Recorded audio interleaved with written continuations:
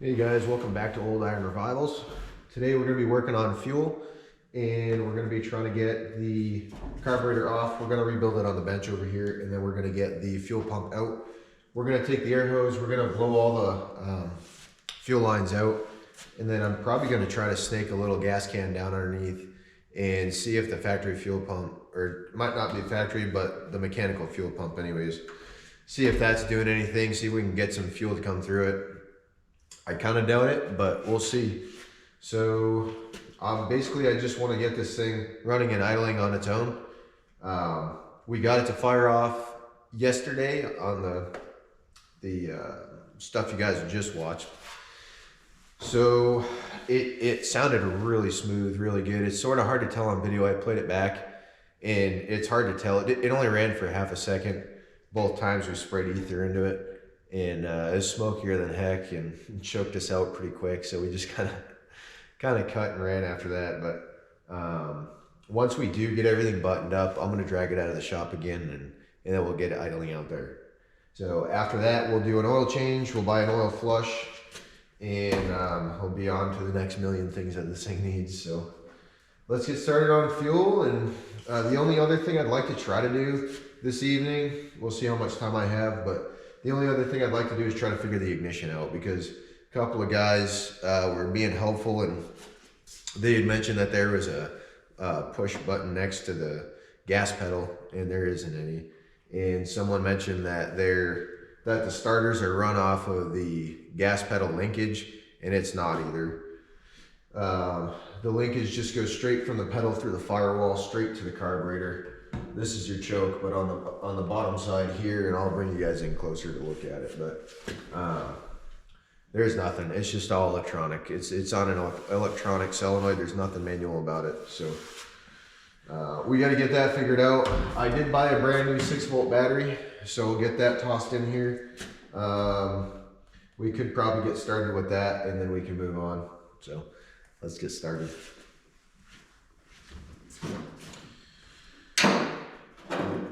Still don't really know what we want to do with the truck just yet.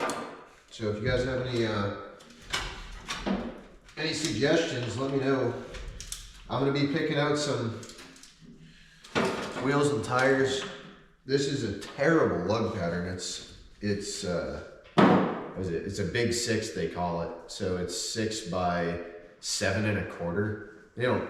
They don't make them. You can't really buy them that I know of. But if you know of somewhere that can buy brand new ones that are not the split rims, let me know, because I need a set pretty bad. These things are rotted and they're beyond repair. I know we got a spare on the front, but I don't think that's going to help us much.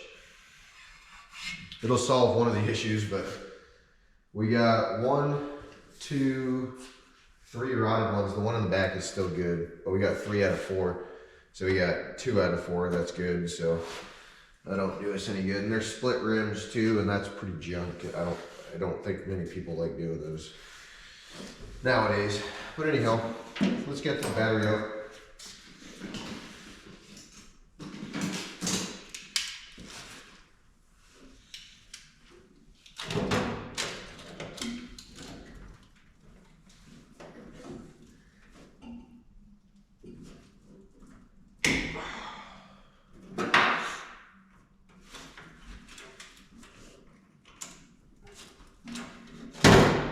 Naturally. That's pretty darn corroded in here. There's the battery cable. That's freaking nasty. We'll catalog that to the side there on the floor, and I think we're gonna have to get some new cables here. Wouldn't be the end of the world. I'm sure that's probably part of the electrical issues, is the fact that there's zero proper wiring in this. I'm sure there hasn't been for quite a while, but we got to get that stuff sorted out. But a good start will be the batteries, I'll tell you that. Nice fresh 6-volt. And I think we're probably going to keep this an original 6-volt truck. At least for me, I don't mind it not being 12-volt, to be honest with you. So. Dang, that thing is on there.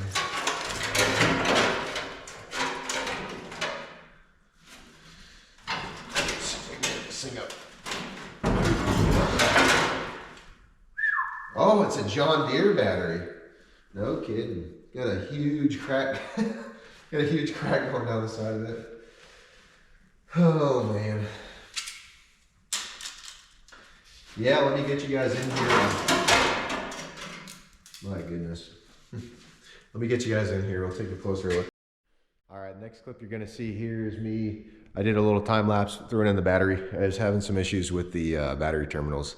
They're pretty rusted on there, so I had to get a new one. We kind of tossed the old positive cable. We got a new positive cable on there. It's the wrong color, but I don't care right now. So we're gonna fast forward this little process of tossing in the new 6-volt battery. So fast forward or stay tuned and enjoy.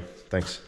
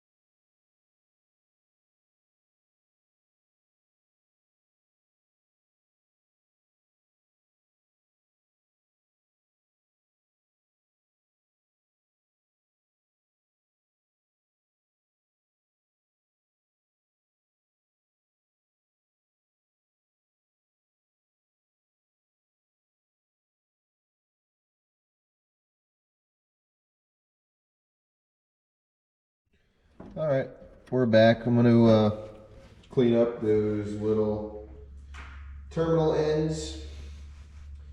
Then we're going to throw some dielectric grease on it.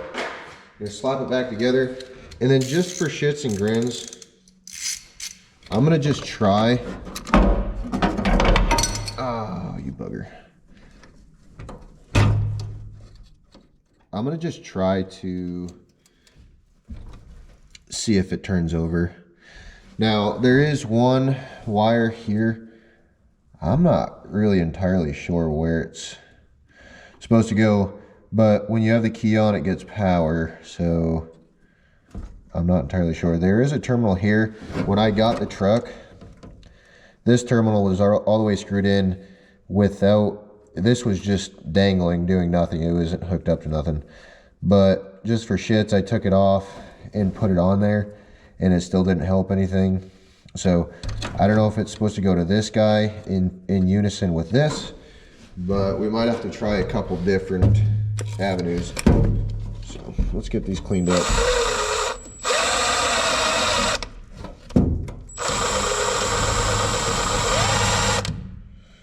Definitely gonna need some new wiring too, because this is pretty bad. But this is all just to see if we can get the key to work.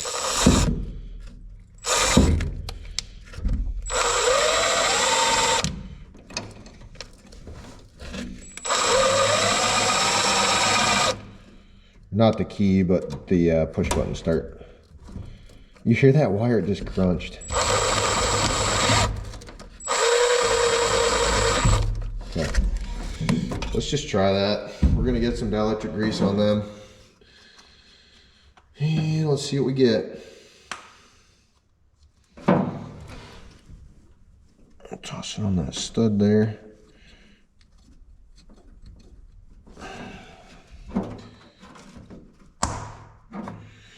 Sit on this guy. Just coat them nice and even on both sides.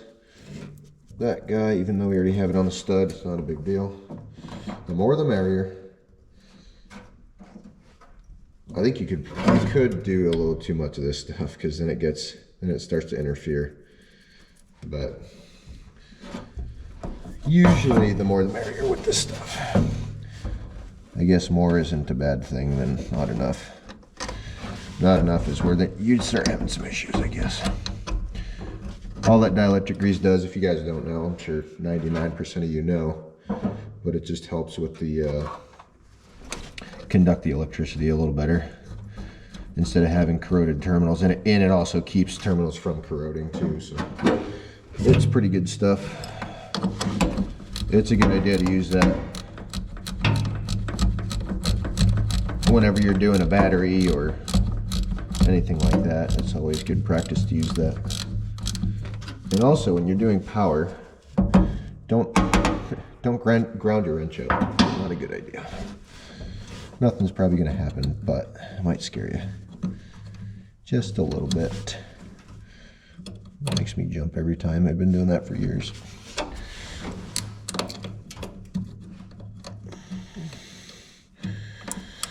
Okay, I gotta crawl underneath to get that wrench.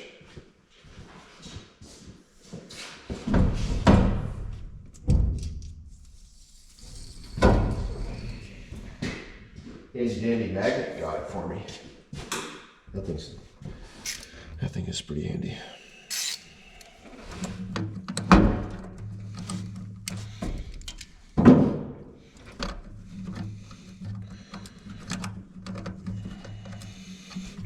Okay, so everything so far is hooked up the way I got the truck. I know for a fact we're gonna have to figure out what the heck that other wire does. Okay. Yeah, we're gonna have to for sure figure out what that wire does, because it's supposed to go to that starter solenoid, but it's just not, and I don't really know why.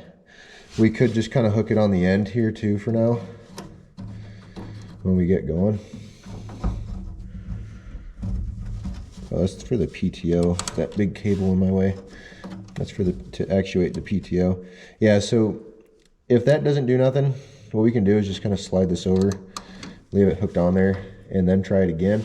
But let's go in the cab and see if we can start this thing. I kind of doubt it, but let's give it a shot. Oh, she works. That's awesome, guys. It works. So that's cool as hell. Alrighty, so let's move on to fuel. That was the slowest turnover I've ever heard. Good old 6-volt, huh? That's why people convert these to 12, because it doesn't crank it over as fast.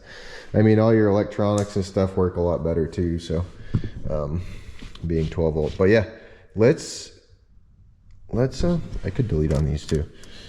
These are nasty. These are terrible. I'm gonna have to get a new heater hose, or probably just bypass that, put a shut off on like that guy on the other side.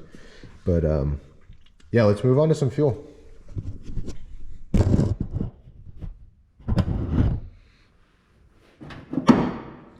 So I got all my wrenches pre-selected. 7/16 and a 3/8 for the small. I'm assuming that's return. Just use some common sense.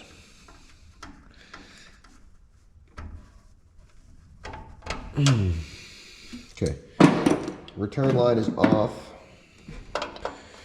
and it is a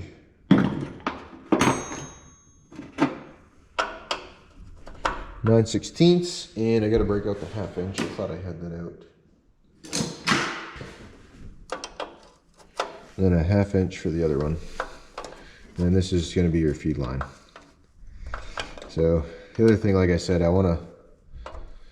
I'd like to get some fresh gas run through these lines, blow them out, all that good stuff, and then maybe, just maybe, we can get some fuel going to it tonight. Just kind of bend these out of the way.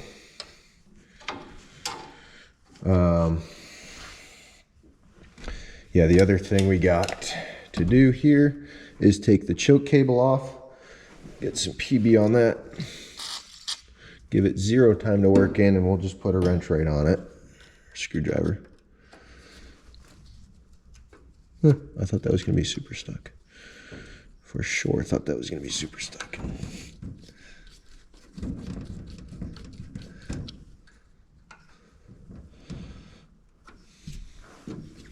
And there's another set screw on the back side to actually clamp this corrugated section of the cable. That one looks like it. Not that bad.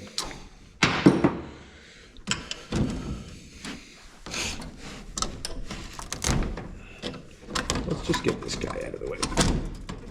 That thing is harder than a rock. Harder than something else.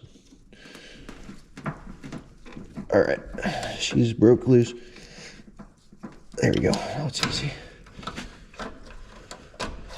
Okay, so there's the choke. Got to remember where that goes, and you can always tell it's pretty straightforward. But you never really need to measure out or do anything fancy to figure out where it was sitting last, because obviously that's where it was crushed down. So let's just leave that sitting there. Got a 9/16. I don't think I can fit the box. Nope.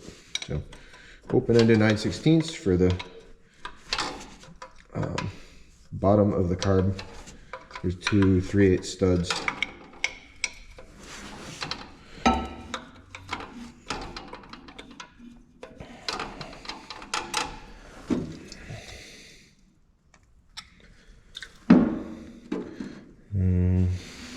The other side's going to be a little trickier to get to, filming wise. Getting in here by myself, not filming, it's not an issue, but I try to do as much of this I can. Much of this I can on film for you guys. Sometimes it gets a little too much, and I just do some of it on my own, and I show part of it. But I know a lot of you guys like watching me actually do stuff. Sometimes I think it might be boring or annoying for you guys to watch, but sometimes guys say that they like watching it, so it's tough because I can't make everybody happy, which is story of your life. But I try to make everybody as happy as I can watching the videos and try to make good content for everybody. So it'll be a mixture of kind of showing some stuff,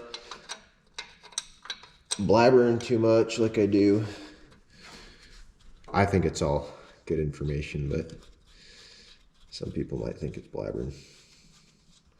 But I get it. I think some people's blabbering is annoying too, watching videos. I just want to fast forward and get to the good stuff, which is kind of how I'm trying to do my videos. So you want to break that free ever so gently. All right, we still got gasket on there, so just for now, just because as you guys know, we're really just trying to get this thing to idle. So for now, this gasket's going to be okay. It tore a little bit here, but it's still it's still on both sides. So it looks like it was pretty darn thick gasket. So I'm not too worried about that. It'll run just fine once we sock that down. But let's bring this over to the bench and see what we're working with. I really hope it's not all destroyed in there. But I believe from my research, I don't know if it'll say actually on this. It's a Holley carburetor. See if we can read together. I don't see the actual model. I don't know a ton about carburetors, like specifics. I know how to rebuild one and all that good stuff and adjust them and all whatever. But as far as like carburetor nitty gritties, I don't know much. Just as far as makes and models and what goes better on what and what takes, I don't know. It just nothing I ever got into. But from my research, these take a 1904 Holley carburetor.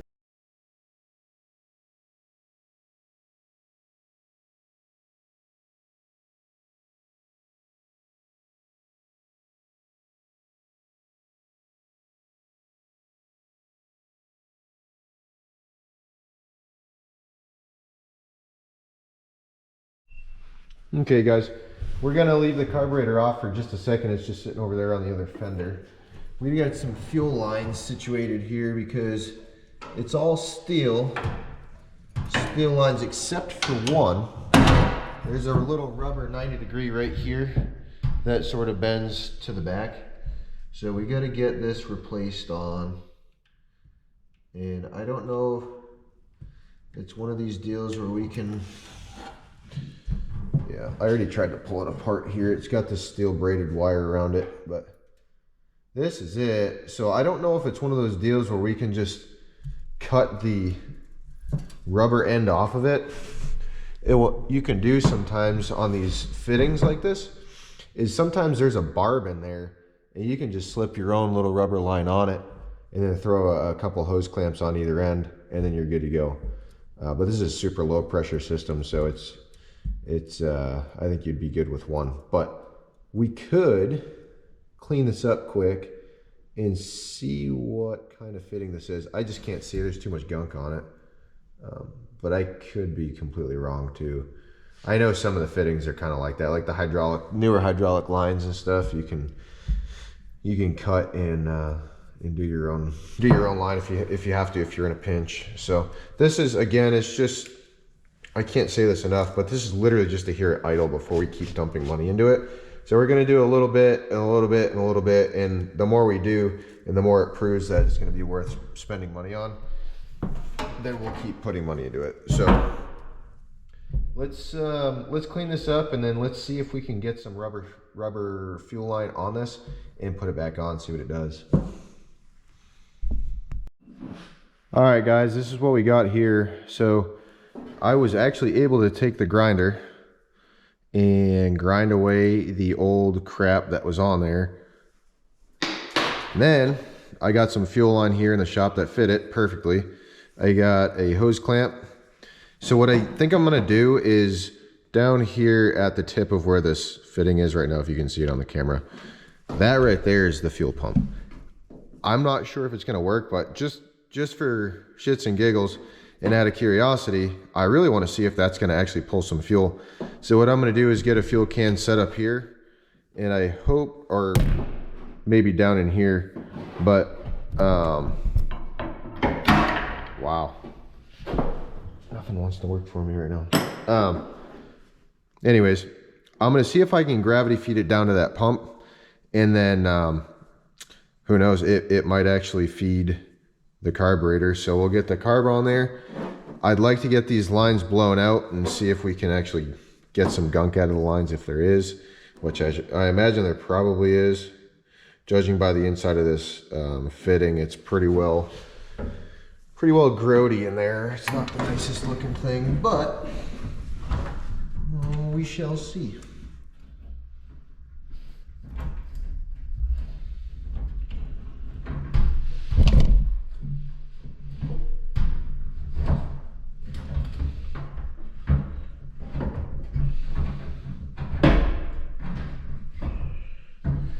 Okay, so that is snug. Get my 1/2-inch wrench, I believe is what it was. It might be 5/8. Oh, that other side was half. This is 5/8 here.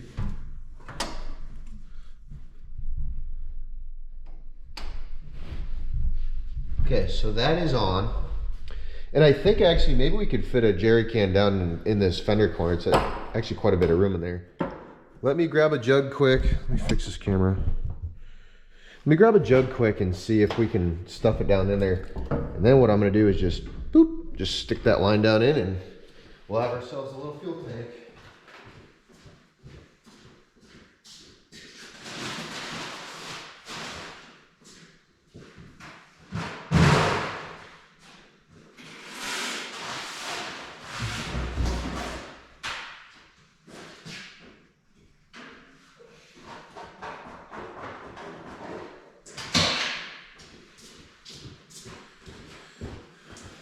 All right, we got some fuel.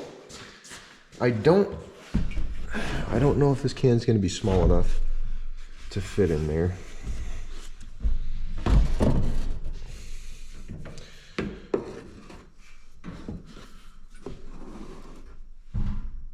No, doesn't fit down where I wanted it to, but it fits there. So, alrighty, well, I don't think the fuel pump's gonna pull from that can, especially from how much of a incline that is to get that gas out of that line. So we may have to figure something else out. But for now, let's just see if that works. And also, I don't know if you can see it, but let me adjust the camera a little bit.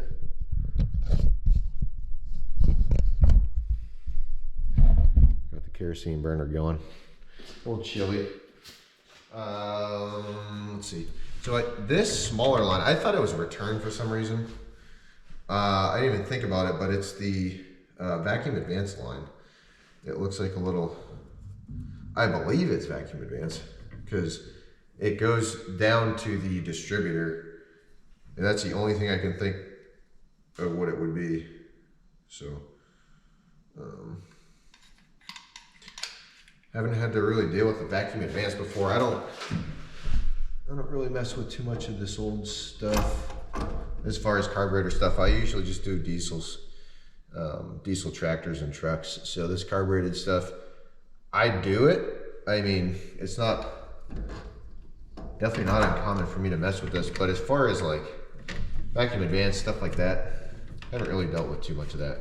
Usually it's not really broken or messed up for me to deal with, even if it's on there. So we'll learn about it, I'm sure. This time around, I'm sure that doesn't work, but we shall see. This truck has surprised me so far.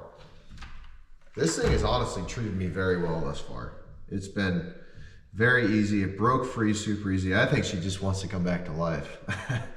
She is rearing to go.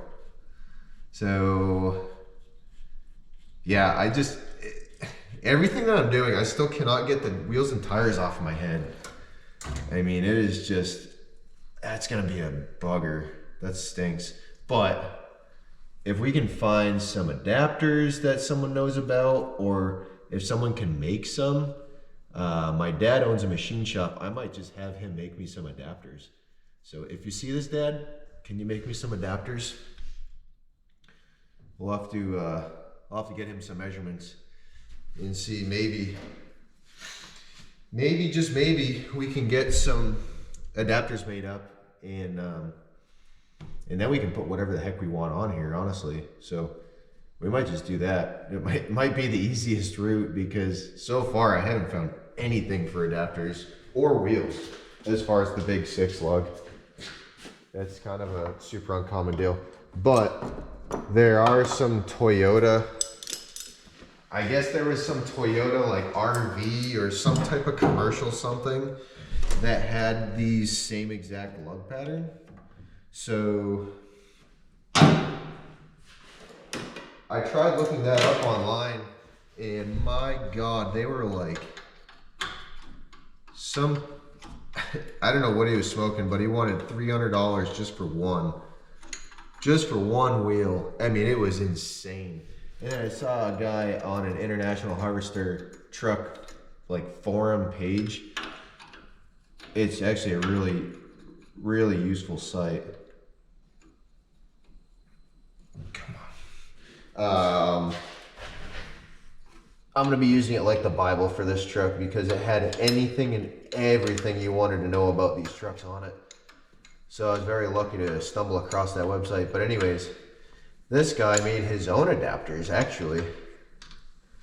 So that was pretty neat to see. So it can be done. I mean, if you have a machine shop to your disposal, anything can be made. Honestly, God, anything can be made. So it's just a matter of how much I want to spend on the adapters, because I would never expect to have anybody put that much time or effort into that to be free, even if it's my dad. And I don't think he'd want to do it for free either. But that being said, I would love to get some adapters made. I think that would be the best bet. And then you guys can pick the wheels, because we'll just pick a super common lug pattern, like a I don't know what these 6 lug trucks are. I usually just deal with 8 lug stuff, like 8 by 6.5. But 6 by 5.5, I think is pretty common, something like that. So 5 by 5.5 or something like that. We'll do something super common. We'll just have to look up and see what kind of wheels people like that you guys would want to see on this. I kind of want to go with what was it? There was like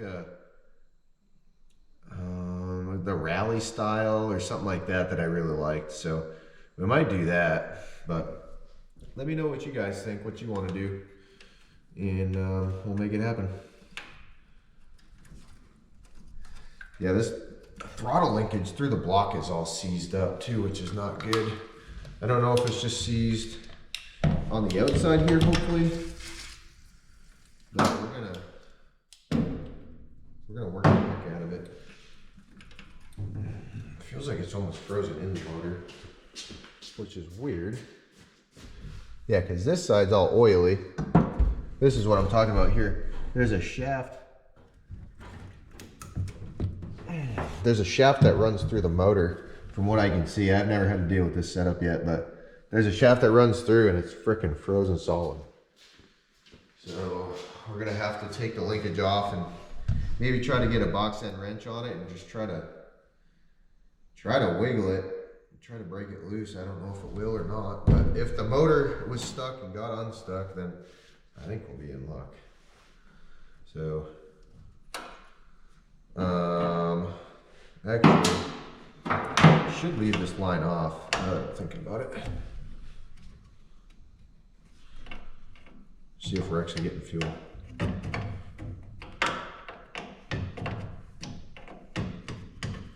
I'd like to get my trigger set up here so I don't have to turn the key. That was the most useful thing I think I ever bought, the spark tester and this little lone wolf trigger.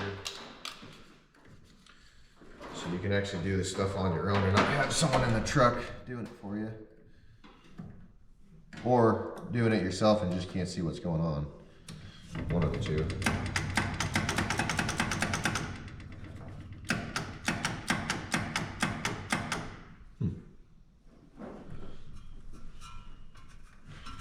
I think this water pump's frozen up too.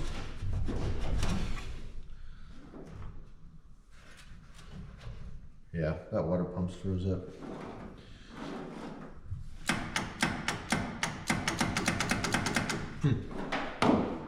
See what's going on here.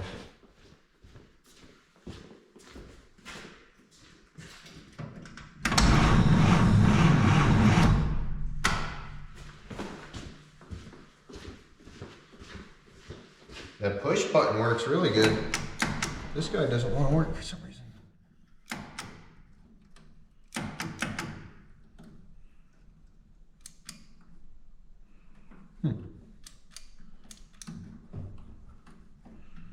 Might have to just do it in the cab, I don't know.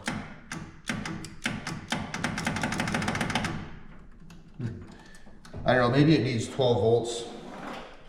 It probably doesn't want to work on 6 for some reason. I don't really know why it wouldn't, but anyways, let's see. I don't know. I guess I'm gonna have to do it in the cab. See if we can.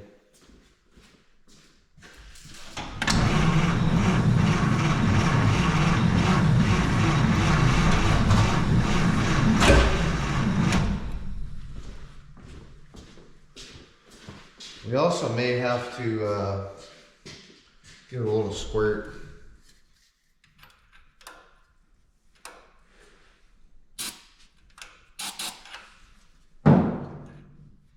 Close the choke down.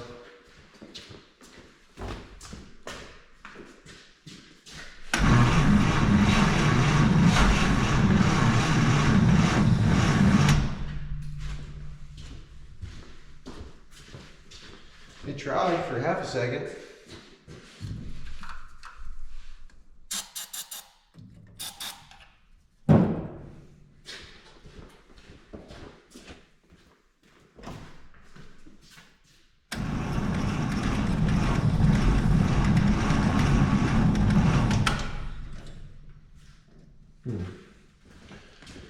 All right, we'll have to get a little bit of gas in that carburetor and I'd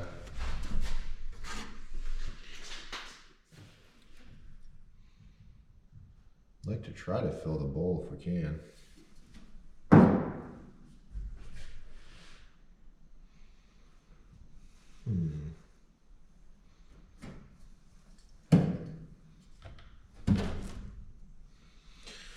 All right, let's see. Trying to think about the most delicate way to do this.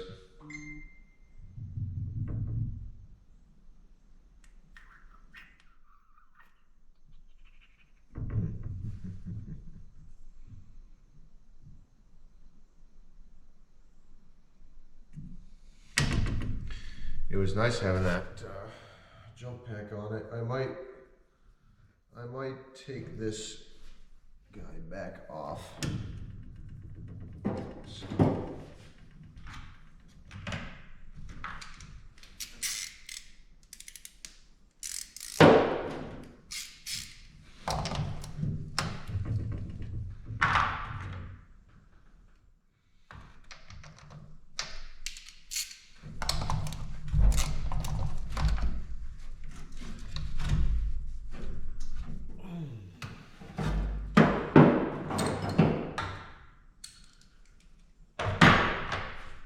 That 6 volts not going to be enough for us for right now. Trying to get it to start up. Once it's charging and doing all the things it needs to be doing, then the 6 volts not an issue, but until then I think we might need to just do this guy. Then we can actually use the trigger.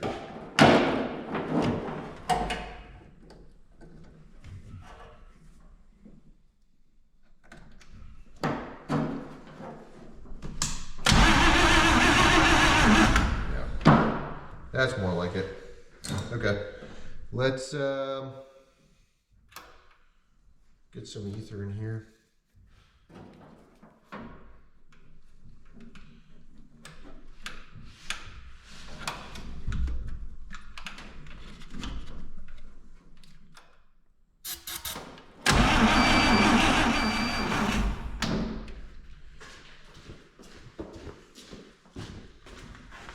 Key is off. Of course it is. Yeah, so I'm not sure if that's actually going to pull fuel or not.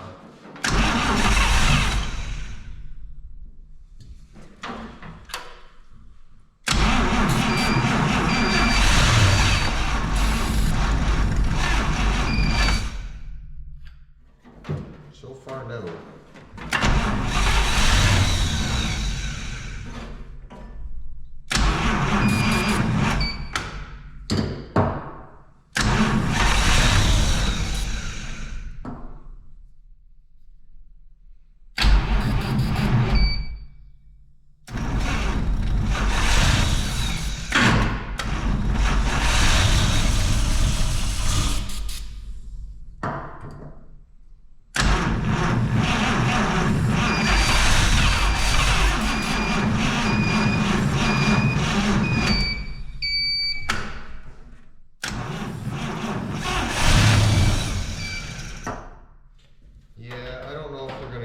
Enough to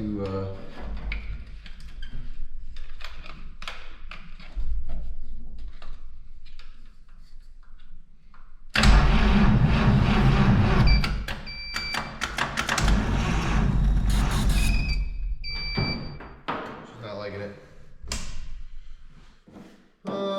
Shoot.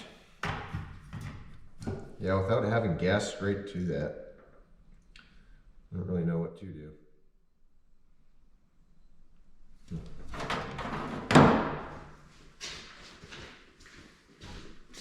Well, let me think of something and I will be right back. I might have to take this can and just put it right over directly to the carb and have it gravity fed to it. So maybe we'll do that instead. But I never ended up going out and getting one of those electric pumps because I went there and they were, at O'Reilly's they were 70 bucks. So I just ordered one online. So until then it's gonna have to be gravity fed, but then we're gonna have to suck this. But maybe I can get the vacuum on it and then get it primed, take that fitting out of that side, take this fitting out of the pump and just go right to the carb. So let's try that and see what happens. All right, so we got the other fitting ripped out of that side, and then I took the line in the can, put it up here. So what I'd like to try to do is see if we can take the vacuum and get it started and then pinch it off and then get it right there and then get it all tightened down quick as we can without spilling a bunch of gas. So let's see if we can do that. Let's see if it's even possible.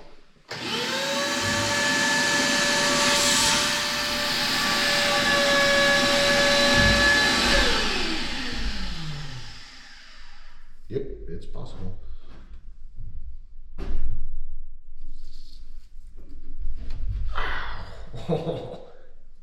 That bit me pretty good. I'm gonna have to open the door here in a second.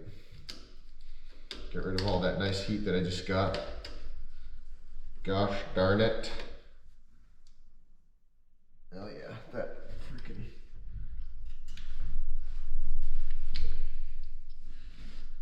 She's leaking. I figured it would.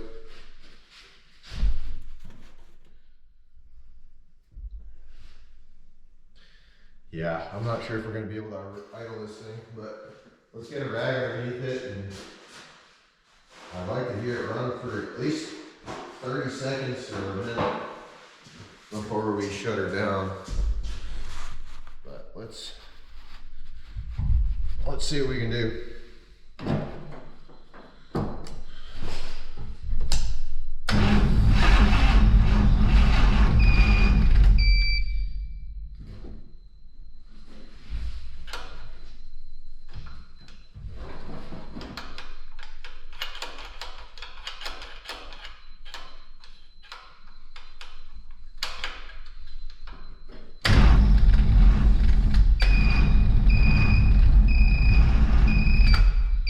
Yeah, of course, I think my jump pack's dead.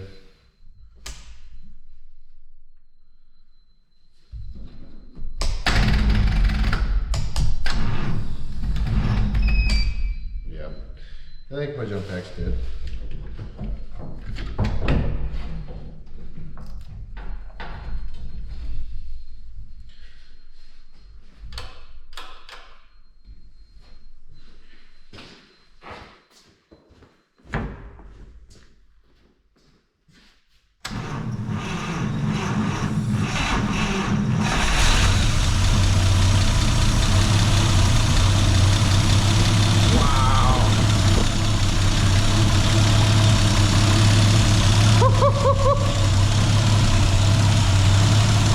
Yeah, baby. Nice. That's awesome. That thing sounds so good.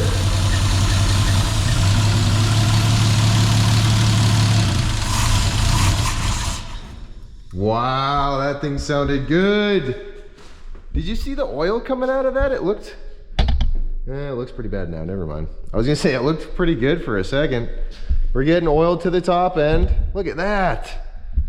That is freaking amazing. Let's try that one more time. I'll show you. So the 6-volt battery cranked it over just fine. So key on, off, or off, on. Wow. That PTO is spinning too. Wow. Look at that, guys. That is freaking awesome. That is why we do this. Woo!